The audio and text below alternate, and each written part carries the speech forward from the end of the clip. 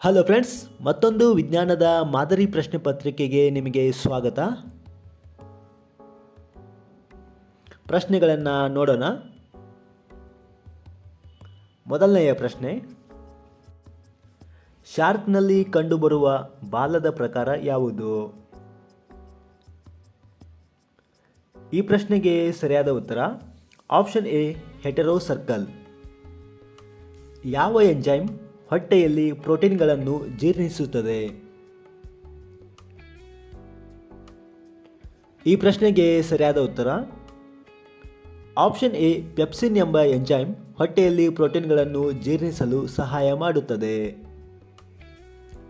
ಮುಂದಿನ ಪ್ರಶ್ನೆ, ವಾಯುಮಾಲಿನ್ಯ ಸೂಚಕವಾಗಿ ಯಾವುದನ್ನು ಬಳಸಲಾಗುತ್ತದೆ? ಈ ಪ್ರಶ್ನೆಗೆ ಸರಿಯಾದ ಉತ್ತರ ಆಪ್ಷನ್ ಬಿ, ಲೈಕನ್ಸ್ ಅಥವಾ ಕಲ್ಲು ಹೂವುಗಳು. ಏಕೆಂದರೆ ಲೈಕನ್ಸ್ಗಳು ವಾಯುಮಾಲಿನ್ಯಕ್ಕೆ ಸೂಕ್ಷ್ಮವಾಗಿರುತ್ತವೆ. ಲೈಕನ್ಸ್ಗಳ ಆರೋಗ್ಯದ ಮೇಲೆ ವಾತಾವರಣದ ಗಾಳಿಯ ಶುದ್ಧತೆಯನ್ನು ಅಳೆಯುತ್ತಾರೆ. ಥೈಮಸ್ ಗ್ರಂಥಿಯು ಯಾವ ಹಾರ್ಮೋನನ್ನು ಉತ್ಪಾದಿಸುತ್ತದೆ? ಈ ಪ್ರಶ್ನೆಗೆ ಸರಿಯಾದ ಉತ್ತರ ಆಪ್ಷನ್ ಬಿ, ಥೈಮೋಸಿನ್ ಎಂಬ ಹಾರ್ಮೋನನ್ನು ಉತ್ಪಾದಿಸುತ್ತದೆ. ಥೈಮಸ್ ಗ್ರಂಥಿಯು ಮಾನವನ ಎದೆ ಭಾಗದಲ್ಲಿ ಕಂಡುಬರುತ್ತದೆ. ಶ್ವಾಸಕೋಶದ ನಡುವೆ ಕಂಡುಬರುತ್ತದೆ. ಥೈಮೋಸಿನ್ ಇದು ಥೈಮಸ್ನಿಂದ ಉತ್ಪತ್ತಿಯಾಗುವ ಹಾರ್ಮೋನ್ ಆಗಿದೆ. ಥೈಮೋಸಿನ್ನ ಪ್ರಾಥಮಿಕ ಕಾರ್ಯವೆಂದರೆ ಟಿ ಲಿಂಫೋಸೈಟ್ ಅಥವಾ ಟಿ ಕೋಶಗಳ ಬೆಳವಣಿಗೆಗೆ ಉತ್ತೇಜಿಸುತ್ತದೆ. ಟಿ ಲಿಂಫೋಸೈಟ್ಗಳು ಬಿಳಿ ರಕ್ತ ಕಣಗಳ ಭಾಗವಾಗಿವೆ. ಹೀಗಾಗಿ ಇದು ನಮ್ಮ ಇಮ್ಯೂನ್ ಸಿಸ್ಟಮ್ಗೆ ಸಹಾಯ ಮಾಡುತ್ತದೆ. ಪ್ರಶ್ನೆ ಸಂಖ್ಯೆ 5, ಕೆಳಗಿನ ಯಾವ ವಸ್ತುವು ಸಾಮಾನ್ಯವಾಗಿ ಮೂತ್ರದಲ್ಲಿ ಕಂಡುಬರುತ್ತದೆ? ಈ ಪ್ರಶ್ನೆಗೆ ಸರಿಯಾದ ಉತ್ತರ ಆಪ್ಷನ್ ಬಿ, ಕ್ರಿಯೇಟನೈನ್. ಕ್ರಿಯೇಟನೈನ್ ಫಾಸ್ಫೇಟ್ ಅಥವಾ ಪಿಸಿಆರ್ ಇದು ನಮ್ಮ ಸ್ನಾಯುಗಳಲ್ಲಿ ಕಂಡುಬರುತ್ತದೆ. ಇದು ಎನರ್ಜಿ ದ್ರಾವಣವಾಗಿ ಕಾರ್ಯಮಾಡುತ್ತದೆ. ಅಂದರೆ ಸ್ನಾಯುಗಳಿಗೆ ಶಕ್ತಿಯನ್ನು ಈ ದ್ರವವು ನೀಡುತ್ತದೆ. ಇನ್ನು ಕ್ರಿಯೇಟನೈನ್ ಅಂದರೆ ಫಾಸ್ಫೇಟ್ನಿಂದ ಬ್ರೇಕ್ಡೌನ್ ಆಗಿ ಕ್ರಿಯೇಟನೈನ್ ಆಗುತ್ತದೆ. ಇದು ನಮ್ಮ ದೇಹದಿಂದ ಯುರಿನ್ ಮೂಲಕ ಹೊರಗೆ ಹೋಗುತ್ತದೆ. ಒಂದು ವೇಳೆ ನೀವೇನಾದರೂ ಕಡಿಮೆ ನೀರು ಕುಡಿಯುತ್ತಿದ್ದರೆ ಕ್ರಿಯೇಟನೈನ್ ಮೂತ್ರಪಿಂಡದಲ್ಲಿಯೇ ಉಳಿದುಕೊಳ್ಳುತ್ತದೆ. ಮೂತ್ರಪಿಂಡವು ಡ್ಯಾಮೇಜ್ ಆಗುವ ಸಾಧ್ಯತೆ ಇರುತ್ತದೆ. ಮುಂದಿನ ಪ್ರಶ್ನೆ, ಕಾರ್ಬೋಲಿಕ್ ಆಮ್ಲ ಎಂದು ಯಾವುದನ್ನು ಕರೆಯುತ್ತಾರೆ? ಈ ಪ್ರಶ್ನೆಗೆ ಸರಿಯಾದ ಉತ್ತರ ಆಪ್ಷನ್ ಎ, ಫಿನಾಲ್. ಸಾಮಾನ್ಯವಾಗಿ ಕಾರ್ಬೋಲಿಕ್ ಆಮ್ಲವನ್ನು ಫಿನಾಲ್ ಎಂದು ಕರೆಯಲಾಗುತ್ತದೆ. ಆದರೆ ಕಾರ್ಬೋಲಿಕ್ ಆಮ್ಲವು ಅಸಿಡಿಕ್ ನೇಚರನ್ನು ಹೊಂದಿರುವುದರಿಂದ ಇದನ್ನು ಕಾರ್ಬೋಲಿಕ್ ಆಸಿಡ್ ಎಂದು ಕರೆಯುತ್ತಾರೆ.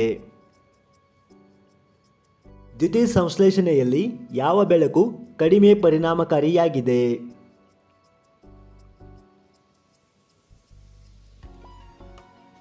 ಈ ಪ್ರಶ್ನೆಗೆ ಸರಿಯಾದ ಉತ್ತರ ಆಪ್ಷನ್ ಬಿ, ಹಸಿರು ಬೆಳಕು. ಕೆಂಪು ಮತ್ತು ನೀಲಿ ಬೆಳಕಿನಿಂದ ಅತಿ ಹೆಚ್ಚು ದ್ಯುತಿ ಸಂಶ್ಲೇಷಣೆ ನಡೆಯುತ್ತದೆ ಮತ್ತು ಮರಗಳ ಎಲೆಗಳು ಹಸಿರು ಬಣ್ಣದಲ್ಲಿರುವುದರಿಂದ ಹಸಿರು ಬೆಳಕಿನಿಂದ ಅಷ್ಟೊಂದು ತೀವ್ರತೆಯನ್ನು ಪಡೆಯಲು ಆಗುವುದಿಲ್ಲ. ಆದ್ದರಿಂದ ಹಸಿರು ಬೆಳಕಿನಲ್ಲಿ ದ್ಯುತಿ ಸಂಶ್ಲೇಷಣೆ ಕಡಿಮೆಯಾಗಿರುತ್ತದೆ. ಮುಂದಿನ ಪ್ರಶ್ನೆ, ಗಾಳಿಯಿಂದ ಇಂಗಾಲದ ಕಣಗಳನ್ನು ತೆಗೆಯುವುದು ಕೆಳಗಿನ ಯಾವ ತತ್ವವನ್ನು ಒಳಗೊಂಡಿರುತ್ತದೆ? ಈ ಪ್ರಶ್ನೆಗೆ ಸರಿಯಾದ ಉತ್ತರ ಆಪ್ಷನ್ ಸಿ, ಎಲೆಕ್ಟ್ರೋಪೋರೋಸಿಸ್. ಎಲೆಕ್ಟ್ರೋಪೋರೋಸಿಸ್ ಇದರಲ್ಲಿ ಕರೆಂಟನ್ನು ಬಳಸಿಕೊಂಡು ಕಣಗಳನ್ನು ಜೆಲ್ ಮೂಲಕ ಹರಿದು ಹೋಗಲು ಬಿಟ್ಟಾಗ ಕಣಗಳು ಅಲ್ಲೇ ಉಳಿದುಕೊಳ್ಳುತ್ತವೆ. ಹೀಗಾಗಿ ಗಾಳಿಯಿಂದ ಕಣಗಳನ್ನು ಬೇರ್ಪಡಿಸುತ್ತಾರೆ. ಕೆಳಗಿನವುಗಳಲ್ಲಿ ಯಾವುದು ನಕ್ಷತ್ರದ ಬಣ್ಣವನ್ನು ಸೂಚಿಸಲು ಸಹಾಯ ಮಾಡುತ್ತದೆ?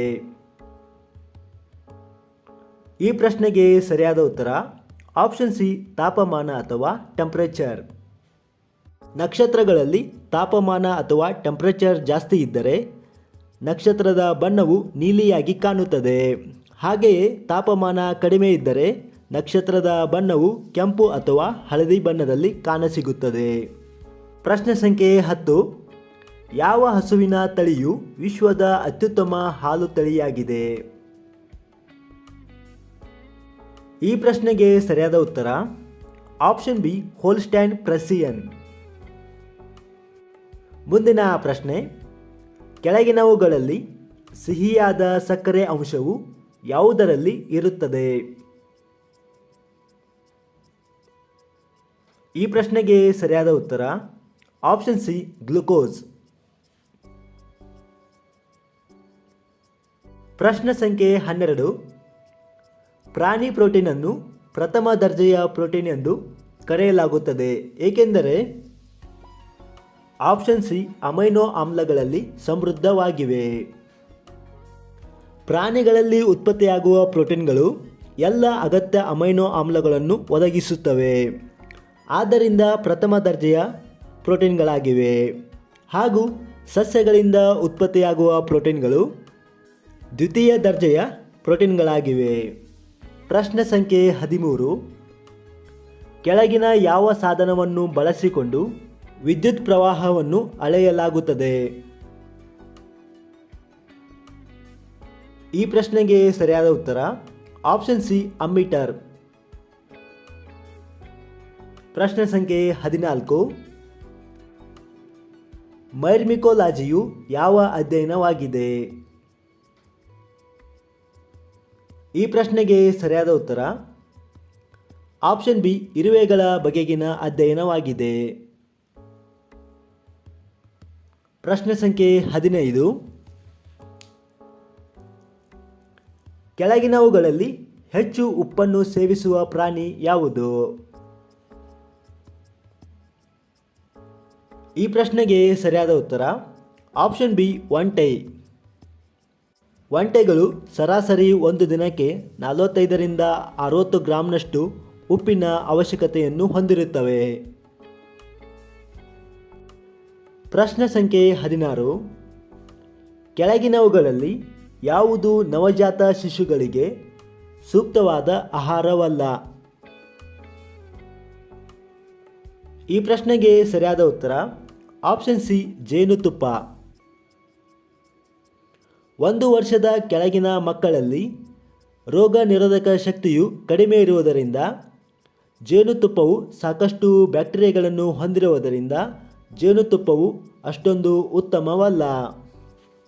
ಮುಂದಿನ ಪ್ರಶ್ನೆ, ಎರೆಹುಳುವಿನ ಪ್ರತಿಯೊಂದು ದೇಹದ ವಿಭಾಗವನ್ನು ಏನೆಂದು ಕರೆಯಲಾಗುತ್ತದೆ? ಈ ಪ್ರಶ್ನೆಗೆ ಸರಿಯಾದ ಉತ್ತರ ಆಪ್ಷನ್ ಬಿ ಮೆಟಾಮೇರ್. ಪ್ರಶ್ನೆ ಸಂಖ್ಯೆ 18, ಹೆಚ್ಚಿನ ಕೀಟಗಳು ಹೇಗೆ ಉಸಿರಾಡುತ್ತವೆ? ಈ ಪ್ರಶ್ನೆಗೆ ಸರಿಯಾದ ಉತ್ತರ ಆಪ್ಷನ್ ಸಿ ಶ್ವಾಸನಾಳದ ವ್ಯವಸ್ಥೆಯ ಮೂಲಕ ಉಸಿರಾಡುತ್ತವೆ. ಪ್ರಶ್ನೆ ಸಂಖ್ಯೆ 19, ಹಲ್ಲುಗಳು ಮತ್ತು ಮೂಳೆಗಳು ಯಾವ ಶಕ್ತಿಯಿಂದ ಬಿಗಿತವನ್ನು ಪಡೆದುಕೊಳ್ಳುತ್ತವೆ? ಈ ಪ್ರಶ್ನೆಗೆ ಸರಿಯಾದ ಉತ್ತರ ಆಪ್ಷನ್ ಎ ಕ್ಲೋರಿನ್ನಿಂದ ಬಿಗಿತವನ್ನು ಪಡೆದುಕೊಳ್ಳುತ್ತವೆ. ಕೊನೆಯ ಪ್ರಶ್ನೆ, ಎಕ್ಸೋಬಯಾಲಜಿ ಯಾವುದರ ಬಗೆಗಿನ ವಿಜ್ಞಾನವಾಗಿದೆ? ಈ ಪ್ರಶ್ನೆಗೆ ಸರಿಯಾದ ಉತ್ತರ ಆಪ್ಷನ್ ಸಿ ಬಾಹ್ಯಾಕಾಶದಲ್ಲಿ ಜೀವನದ ಬಗೆಗಿನ ಅಧ್ಯಯನದ ವಿಜ್ಞಾನವಾಗಿದೆ.